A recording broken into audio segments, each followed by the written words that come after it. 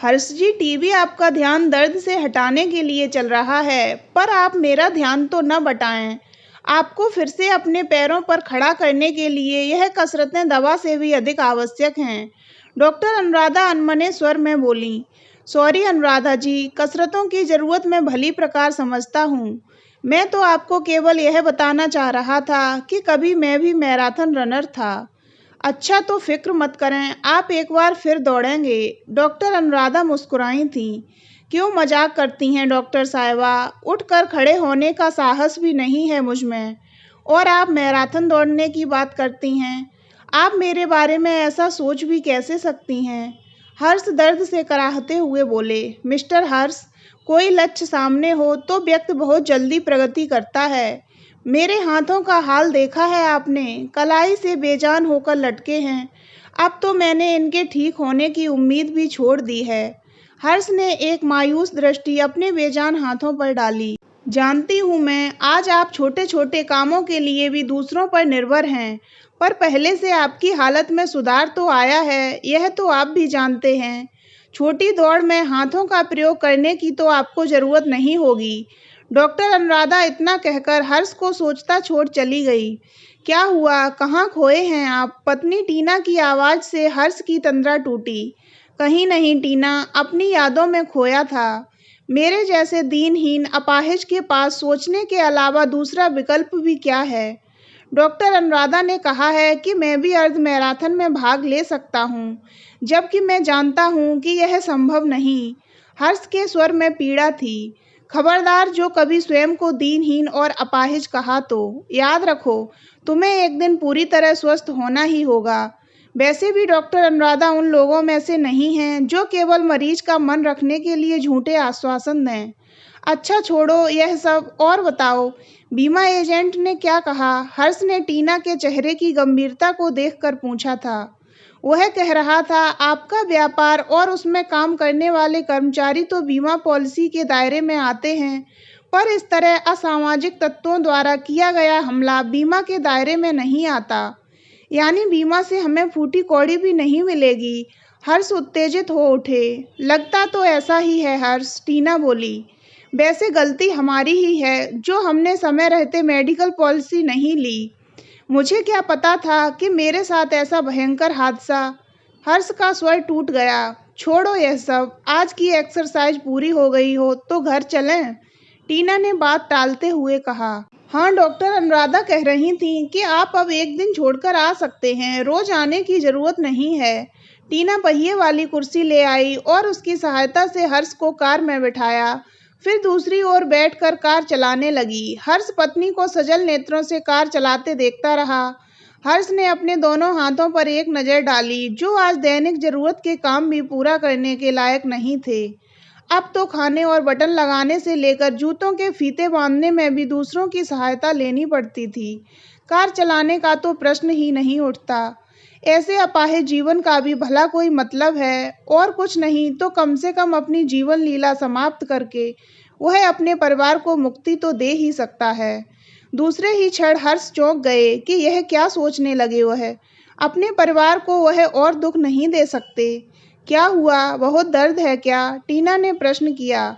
नहीं, आज दर्द कम है। मैं तो बस यह सोच रहा हूँ कि मेरे इलाज में ही 6 लाख से ऊपर खर्च हो गए हैं। जमा पूंजी तो इसी में चली गई। अब बीमे की राशि मिलेगी नहीं तो काम कैसे चलेगा? फ्लैट की किस्त, बच्चों की पढ़ाई, कार की किस्त और सैकड़ों छोटे बड़े खर्चे कैसे पूरे होंगे? मैं शाम को ट्यूशन ले लिया करूँगी, कुछ न कुछ पैसों का सहारा हो ही जाएगा। ट्यूशन करके कितना कमा लोगी तुम? फिर तुम ही कोई रास्ता दिखाओ। टीना मुस्कुराई। मेरे विचार से तो हमें अपना फ्लैट बेच देना चाहिए। जब मैं ठीक हो जाऊंगा तो फिर खरीद लेंगे। हर्ष ने सुझाव दिया। उत्तर में टीना ने बेबसी से उस पर एक नज़र डाली। उसकी नज़रों में जाने क्या था जिसने हर्ष को भीतर तक छलनी कर दिया। इसी के साथ बीते समय की कुछ घटनाएं सागर की लहरों की भांति उसके मानस पटल से टकराने लगी थीं। क्यों भाई, तुम्हारा मीटर तो ठीक ठाक है, उस दिन ऑटो रिक्शा से उतरते हुए हर्ष ने मजाक के लहजे में कहा था। कैसी बातें कर रहे हैं साहब, मीटर ठीक न होता तो मैं गाड़ी सड़क पर उतारता ही नहीं, चालक ने जवाब दिया। हर्ष ने अपना बटुआ खोलकर 75 रुपये 50 पैसे निकाले। इससे पहले कि वह किराया चालक को दे पाते, किसी ने कुछ उनकी कमर पर खंजर सा कुछ भोंक दिया। दर्द से तड़प कर वह पीछे की ओर पलटे कि दाएं हाथ और फिर बाएं हाथ पर भी वार हुआ। वह दर्द से कराह उठे। दायां हाथ तो कलाई से इस तरह लटक गया जैसे किसी भी क्षण अलग होकर गिर पड़ेगा। हर्ष छटपटाकर जमीन पर गिर पड़े थे। धुंधलाई आंखों से उन्होंने 3 लोगों को दौड़कर कुछ दूर खड़ी कार में बैठते देखा। नंबर नंबर नोट करो। असहनीय दर्द के बीच भी वह चिल्ला पड़े। ऑटो चालक, जो अब तक भौचक खड़ा था, कार की ओर लपका। उसने तेजी से दूर जाती कार का नंबर नोट कर लिया। मेरा बैग। कटे हाथों से हर्ष ने कार की तरफ संकेत किया, पर वे जानते थे कि इससे उन्हें कुछ हासिल नहीं होगा। चलिए, आपको पास के दवाखाने तक छोड़ देता हूँ। चालक ने सहारा देकर हर्ष को ऑटो रिक्शा में बिठाया तो उन्होंने कृतज्ञतापूर्ण दृष्टि चालक पर डाली और पीछे की सीट पर ढेर हो गए। दिव्या नर्सिंग होम के सामने ऑटो रिक्शा रुका तो उससे बाहर निकलने के लिए हर्ष को पूरी शक्ति लगानी पड़ी। उनको डर लग रहा था कि कहीं उनका दायां हाथ शरीर से अलग ही न हो जाए। आखिर बाएं हाथ से उसे थाम कर वे नर्सिंग होम की सीढ़ियां चढ़ रहे थे। क्या हुआ, कैसे हुआ यह सब? आपात कक्ष में डॉक्टर के नेत्र उन्हें देखते ही विस्फारित हो गए थे। गुंडों ने हमला किया, तलवार और चाकू से। तब तो पुलिस केस है, हम आपको हाथ तक नहीं लगा सकते। आप प्लीज सरकारी अस्पताल जाइए। हर्ष उल्टे पांव नर्सिंग होम से बाहर निकल आए और सरकारी अस्पताल तक छोड़ने की प्रार्थना करते हुए उन्होंने आती जाती गाड़ियों से लिफ्ट मांगी, पर किसी ने मदद नहीं की। वह अपने को घसीटते हुए कुछ दूर चले, पर इस अवस्था में सरकारी अस्पताल पहुंच पाना उनके लिए संभव नहीं था। तभी एक पुलिस जीप उनके पास आकर रुकी। उन्होंने सहायता के लिए प्रार्थना नहीं की, क्योंकि जिससे आशा ही न हो उससे मदद की भीख मांगने से क्या लाभ। क्या हुआ? जीप के अंदर से प्रश्न पूछा गया। उत्तर में हर्ष ने अपना बायां हाथ ऊपर उठा दिया। दूसरे ही क्षण कुछ हाथों ने उठाकर उन्हें जीप में बैठा दिया। बेहोशी की हालत में भी उन्होंने टूटे फूटे शब्दों में अनुनय किया था, मुझे अस्पताल ले चलो भैया। जीप में बैठे सिपाही गणेशी ने न केवल उन्हें सरकारी अस्पताल पहुंचाया, बल्कि उनकी जेब से ढूंढकर एक कार्ड निकाला और उनके घर पर फोन भी किया। आप हर्ष जी की पत्नी बोल रही हैं क्या? गणेशी का स्वर सुनकर टीना के मुख से निकला। देखिए, हर्ष जी अभी घर नहीं लौटे हैं, आप कल सुबह फोन कीजिए। आप मेरी बात ध्यान से सुनिए। हर्ष जी यहाँ उस्मानिया अस्पताल में भर्ती हैं। वे घायल हैं और यहाँ उनका इलाज चल रहा है। उनके पास न तो पैसे हैं और न कोई देखभाल करने वाला। क्या हुआ है उन्हें और उनके पैसे कहाँ गए? टीना बदहवास सी हो उठी थी। रिसीवर उसके हाथ से छूट गया। अपने को किसी तरह संभाल कर टीना लड़खड़ाते कदमों से पड़ोसी दुबे के घर तक पहुंची तो वह तुरंत साथ चलने को तैयार हो गए। टीना ने घर में रखे पैसे पर्स में डाल लिए। मन किसी अनहोनी की आशंका से धड़क रहा था। अस्पताल पहुंचकर हर्ष को ढूंढने में टीना को अधिक समय नहीं लगा। घायल अवस्था में अस्पताल आने वाले वही एकमात्र व्यक्ति थे। आपके पति की किसी से दुश्मनी है क्या? टीना को देखते ही गणेशी ने प्रश्न किया। नहीं तो, वह बेचारे सीधे साधे इंसान हैं। मैंने तो उन्हें कभी ऊंची आवाज में किसी से बात करते भी नहीं सुना। यह उत्तर हर्ष के पड़ोसी दुबे साहब ने दिया था।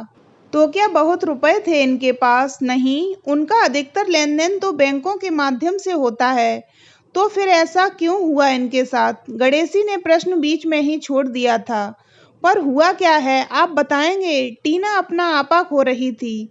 गुंडों ने आपके पति पर जानलेवा हमला किया है। वह अभी तक जीवित हैं। आपके लिए यह एक अच्छी खबर है, गणेशी ने सीधे सपाट स्वर में कहा।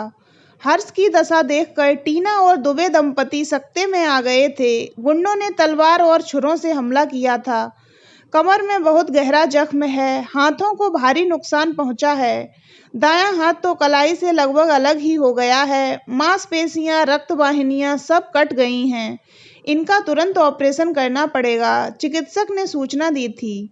हर्ष के माता पिता कुछ ही दूरी पर रहते थे। पिता को 2-3 वर्ष पहले पक्षाघात हुआ था, पर मां अंबिका समाचार मिलते ही दौड़ी आईं। माँ हर्ष को दूसरे अस्पताल ले जाएंगे, वहाँ के डॉक्टर मनोज रक्त वाहिनियों के कुशल शल्य चिकित्सक हैं। टीना बोली। ऑपरेशन 4 घंटों से भी अधिक समय तक चला। 5 दिनों के बाद ही हर्ष को अस्पताल से छुट्टी भी मिल गई थी। पट्टियां खुलने के बाद भी दोनों हाथ बेकार थे। छोटे मोटे कामों के लिए भी हर्ष दूसरों पर निर्भर हो गए। कुछ ही दिनों में हर्ष के पैरों में इतनी ताकत आ गई कि वह बिना किसी सहारे के अस्पताल चले जाते थे। टीना के वेतन पर ही सारा परिवार निर्भर था, अतः सुबह 10 से 3 बजे तक वह हर्ष के साथ नहीं रह पाती थी। कार झटके से रुकी तो हर्ष वर्तमान में आ गया। क्या बात है, ऐसी रोनी सूरत क्यों बना रखी है? कार से उतरते टीना ने कहा। क्या हुआ जो बीमे की राशि नहीं मिलेगी? कुछ ही दिनों में तुम पूरी तरह स्वस्थ हो जाओगे और अपना व्यापार संभाल लोगे। हर्ष और टीना घर पहुंचे तो हर्ष की मां अंबिका वहां आई हुई थी। तुम्हारी पसंद का भोजन बनाया है आज, याद है ना आज कौन सा दिन है? टिफिन खोलकर स्वादिष्ट भोजन मेज पर सजाते हुए मां अंबिका बोली। हर्ष, आज मैंने तेरी पसंद की मखाने की खीर और दाल की कचौड़ियाँ बनाई हैं। हर्ष और टीना को याद आया कि वह अपने विवाह की वर्षगांठ तक भूल गए थे। अच्छा, मैं चलूंगी, घर में तेरे पापा अकेले हैं। खाने के बाद चलने के लिए तैयार अंबिका ने कहा। सब ठीक है ना हर्ष? तुम्हारा इलाज ठीक से चल रहा है ना? हाँ, सब ठीक है माँ, हर्ष ने जवाब दिया।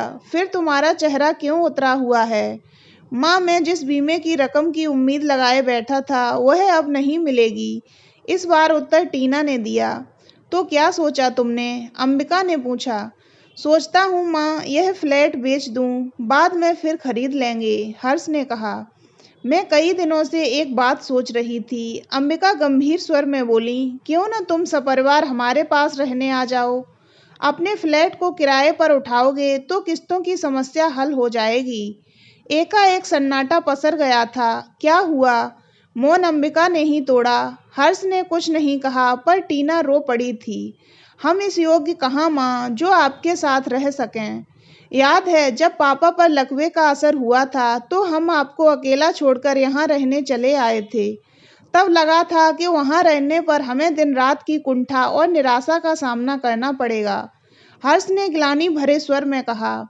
बेटा, मैं यह नहीं कहूँगी कि उस वक्त मुझे बुरा नहीं लगा था, पर मुसीबत का सामना करने के लिए मैंने खुद को पत्थर सा कठोर बना लिया था। तुम लोग आज भी मेरे परिवार का हिस्सा हो और आज फिर मेरे परिवार पर आफत आई है। अंबिका सधे स्वर में बोली। माँ, हो सके तो मुझे क्षमा कर देना, जो कुछ हुआ उसके लिए हर्ष से अधिक मैं दोषी हूँ। यह कहकर टीना अपनी सास के चरणों में झुक गई। नदी हमेशा ऊपर से नीचे की ओर बहती है बेटी। माता पिता कभी अपनी ममता का प्रतिदान नहीं चाहते। हम जितना अपनी संतान के लिए करते हैं, माता पिता के लिए कहाँ कर पाते। यह कहते हुए अंबिका ने टीना को गले से लगा लिया। आप जैसे माता पिता हों तो कोई भी औलाद बड़े से बड़े संकट से जूझ सकती है। टीना बोली। यह मत सोचना कि मेरा बेटा किसी से कम है। मैराथन का धावक रहा है मेरा बेटा, लंबी रेस का घोड़ा है यह। अंबिका मुस्कुराई। अरे हाँ, अच्छा याद दिलाया आपने। शहर में अर्ध मैराथन होने को है और हर्ष ने उसमें भाग लेने का फैसला किया है, टीना बोली। सच? पर इसके लिए कड़े अभ्यास की जरूरत होगी, अंबिका ने कहा। चिंता मत कीजिए दादी माँ, हम दोनों भी पापा के साथ अभ्यास करेंगे, कहते हुए ऋचा और ऋषि ने हाथ हवा में लहराए।